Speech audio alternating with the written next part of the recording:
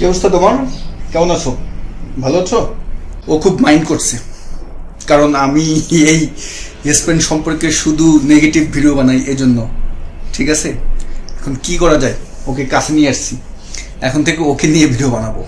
আচ্ছা শুনেন, যারা আমার লাস্ট ভিডিওগুলো দেখে আমাকে বকাঝকা দিচ্ছেন, বাজে মন্তব্য করতেছেন, দেখুন আমি আপনাদেরকে সত্যগুলো তুলে ধরেছি। এখন সত্যগুলো তুলে ধরার কারণে বকাঝকা, গালিগালাজ, এমনকি ভাই আমার ফেসবুক পেজের মেসেঞ্জারে গিয়েও আপনারা আমাকে উপদেশ দিচ্ছেন যে আপনি এইটা করেন কেন, এরকম করেন কেন, সবসময় আপনার নেগেটিভ ভিডিও। ভাই আপনি আমার কয়টা নেগেটিভ ভিডিও দেখছেন? আমি যদি এই যাবৎ পর্যন্ত ইউরোপ সংক্রান্ত 50টা বা 100টা ভিডিও তৈরি করে থাকি, তার ভিতরে হয়তো 5টা 6টা ভিডিও নেগেটিভ হয়েছে।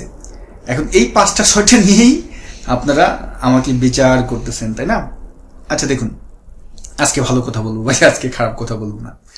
যারা আপনারা স্পেনে আসতে চাচ্ছেন, যদি আসেন কোনো সমস্যা নেই, আসবেন ভাই। কারণ ওই 10 বছর 5 বছর আগেও যারা এসেছে তারা কিন্তু প্রথম দিকে এসে কষ্টই করছে, কষ্ট করে এখন তারা সুখটা উপভোগ করতেছে, তাই না? তো আমাদের বেলাও তো ওইটাই হবে নাকি অন্য কিছু হবে? না, আমাদের বেলাও ওইটা হবে। তবে যে বিষয়টা হয়েছে যে যেহেতু এই গত 2 বছর যদি আপনি একটু হিসাব করেন, রোমানিয়া, ক্রোয়েশিয়া, বুলগেরিয়া এগুলো সেঙ্গেন হওয়ার কারণে ওই সকল দেশে তো আর কেউ থাকতেছে না। ওখানে যারা প্রবেশ করতেছে, যেহেতু সেঙ্গেন হয়ে গেছে, সেহেতু দেখা যাচ্ছে যে উন্নত, ওদের থেকে উন্নত যেই দেশগুলো আছে সেখানেই মানুষ প্রবেশ করতেছে। তো প্রবেশ করার পরে একটা মাত্র পথ ছিল, সেটা হলো পর্তুগাল। পর্তুগাল যখন বন্ধ হয়ে গেল তখন কিন্তু সবাই চলে আসা শুরু করলো স্পেনে। তো এখন এই চলে আসার কারণে কাজের সংকট শুরু হয়ে গেছে। তো এই কাজের সংকটগুলো আপনাদের সামনে উপস্থাপন করলাম। দেখুন, আপনারা পর্তুগাল সম্পর্কে তো জানেন, পর্তুগালের অতীতের ভিডিওগুলো একটু দেখেন, পর্তুগালের কি চিত্র ছিল, সেখানেও কাজের সমস্যা ছিল, অনেক কিছু ছিল। কাজ পাইতো, বাট যেই সম্মানই দিত সেই সম্মানই দিয়ে চলতো না। ঠিক স্পেনেও কিন্তু সেই অবস্থা হচ্ছে। আমাকে কয়েকজনে আমার ফেসবুক মেসেঞ্জারে গিয়ে আমাকে খুব জ্ঞান দিতেছিলেন। তো আমি তাদেরকে যেটা করলাম, এই স্পেনের যেই ফেসবুক গ্রুপগুলো আছে যেখানে কাজের জন্য মানুষ পোস্ট দেয় যে আমাকে একটা কাজ দেন, বা আমি এরকম সমস্যায় আছি, তো এরকম একটা গ্রুপ আছে, অনেক গ্রুপ আছে, প্রায় 3-4টা গ্রুপ আছে, যে গ্রুপগুলোতে আমি অ্যাক্টিভ থাকি। তো প্রতিনিয়ত দেখা যায় যে ওখানে প্রতিদিন মিনিমাম 15 থেকে 20 জন আছে যারা কাজের জন্য পোস্ট দেয়। এক একজনের 3 মাস 5 মাস 6 মাস ধরে বেকার আছে, যে ভাই আর পারতেছি না, খুবই দুঃখের সাথে তারা পোস্টগুলো লিখে তারপরে পোস্ট দেয়।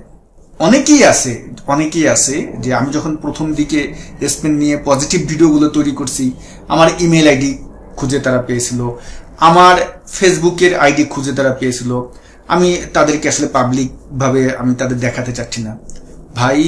যখন আমি পজিটিভ ভাবে ভিডিও বানাইতেছিলাম, যখন আমি বলেছিলাম যে স্পেনে একমাত্র ভরসা, স্পেনেই আসুন, স্পেনে এখনই কাগজর হয়ে আছে, বিশ্বাস করবেন না, প্রতিদিন না হলেও মিনিমাম 10 জন করে বলতো যে ভাই আমি আসবো, শুনলাম স্পেনে কাজের সমস্যা, আপনি কি কাজের ব্যবস্থা করে দিতে পারবেন? তারপরে স্পেনে যারা আছে, যেমন বার্সেলোনা বা অন্য জায়গায় যারা আছে, তারাও বলতো যে ভাই আমি তো প্রায় 2-3 মাস ধরে আছি, আমি চিন্তা করছি আমি ইতালিতে ব্যাক করব, আমি আবার ফ্রান্সে ব্যাক করব, তো আমাকে কি আপনি একটা কাজের ব্যবস্থা করে দিতে পারবেন? তাহলে আমি থেকে যেতাম। এইভাবে ভাই টানা 4-5 দিন আমার, যখন ওই ভিডিওটা যতদিন রানিং ছিল, যতদিন সবার কাছে যেতেছিল, ততদিন পর্যন্ত মেইল আসতেছিল, এখনো মাঝে মধ্যে আসে। তো আমি ভাই চিত্রটা তুলে ধরতেছি, এই জন্য আমাকে বকাঝকা খেতে হবে? আচ্ছা যাক ভাই, আমি এই জন্য আপনাদের কাছে ক্ষমা চাচ্ছি সত্য তুলে ধরার জন্য। আমি আর বেশি সত্য বলবো না, অল্প অল্প করে সত্য বলবো। সবাই আপনারা আসেন। তা আমি এখন যেই পজিটিভ জিনিসগুলো বলি সেগুলো একটু আপনারা মন দিয়ে শুনুন। দেখুন, আপনারা স্পেনে আসেন ভাই, কোনো সমস্যা নাই, আসবেন। কষ্ট করে তো সবাই 2-3 মাস বা 4-5 মাস থাকে, আপনারও একটু থাকতে হবে। আপনি ওই যে 4-5 মাস বা 6 মাস থাকবেন, ওই 4-5 বা 6 মাস নিজের পকেটের টাকা দিয়েই চলতে হবে।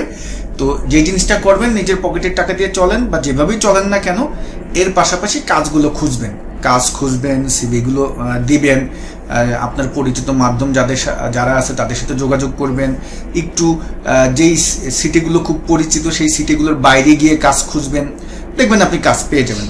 প্রথম অবস্থায় হয়তোবা আমরা অনেকের ভিডিওতেই দেখি যে আপনি 1000 ইউরোর উপরে বেতন পাবেন।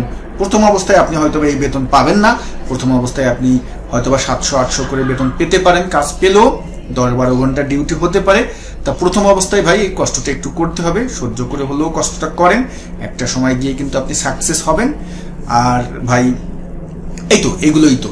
আর যদি চান ফুড ডেলিভারি করতে, ফুড ডেলিভারিও করতে পারেন। ফুড ডেলিভারি করে যেটা হবে যে আপনার থাকা খাওয়ার খরচও আরও এক্সট্রা কিছু আপনি বাড়িতে পাঠাতে পারবেন। তবে এক্ষেত্রে কিন্তু ফুড ডেলিভারির জন্য আপনাকে যার কাছ থেকে আইডি নেবেন, কারণ আপনি নিজে কিছু করতে পারবেন না, কিন্তু আপনাকে সব কিছুই কিন্তু ভাড়া নিতে হবে। কারণ আমি যাদের বিষয়ে কথা বলতেছি তারা কিন্তু ইলিগাল, এই বিষয়ে আমি কথা বলতেছি, ঠিক আছে? তো যে বিষয়টা হলো যে আপনারা যদি ফুড ডেলিভারি করতে চান সেটাও করতে পারবেন, এটা করেও মাসে ভালো টাকা ইনকাম করা যায়। মিনিমাম আপনি 1000 টাকার মতো ইনকাম করতে পারবেন। হ্যাঁ, এক্ষেত্রে আপনার শারীরিক পরিশ্রমটা একটু বেশি হবে, কারণ ভাই সাইকেল চালাতে হবে, আর পুলিশ একটু ডিস্টার্ব করবে, বাট এগুলো আসলে সমস্যা না। ডিস্টার্ব করলে আপনি হয়তো বা কিছু জরিমানা করবে, এগুলো আমলে না নিলেই হয়। কারণ আমরা এখানে আসতেছি আয় রোজগার করবো, যেভাবেই হোক একটা কাজ ম্যানেজ করে আমাদের বাসা ভাড়া, আমাদের থাকা খাওয়া এবং বাড়িতে টাকা পাঠাতে পারলেই হলো। তা এভাবে আপনি আসলে পারবেন।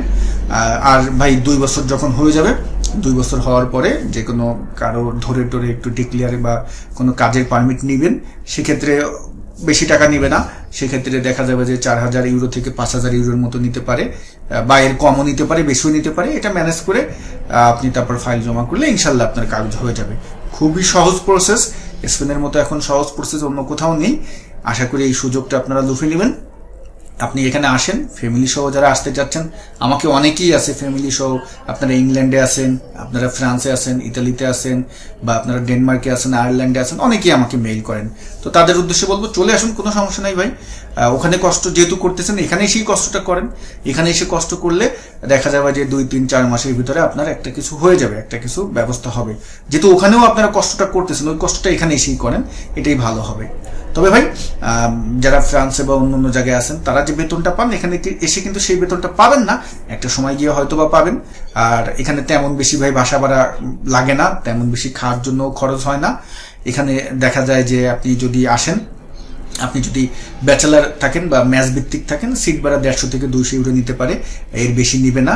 আর যদি আপনি একা থাকেন, একক রুম নিয়ে থাকেন, তাহলে সেক্ষেত্রে 300 থেকে 400 ইউরোর ভিতরে আপনি রুম পেয়ে যাবেন। আর খাওয়ার জন্য এত বেশি খরচ হয় না, 100 থেকে 150 ইউরোর ভিতরে খুব ভালো সুন্দরভাবে খাওয়া দাওয়া করতে পারবেন। এই হিসাব নিকাশ করে আসবেন।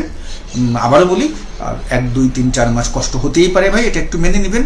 এটা সব জায়গায় হয়, প্রথম অবস্থায় আপনি কোথাও আসলে 5-6 মাস কষ্ট হয়। এই কষ্টটা মেনে যদি সহ্য করে থাকতে পারেন, ইনশাল্লাহ আপনি সাকসেস হবেন। তো আশা করি ভিডিওর টপিকটা বুঝতে পারছেন। সবাই ভালো থাকবেন। আসসালামু আলাইকুম।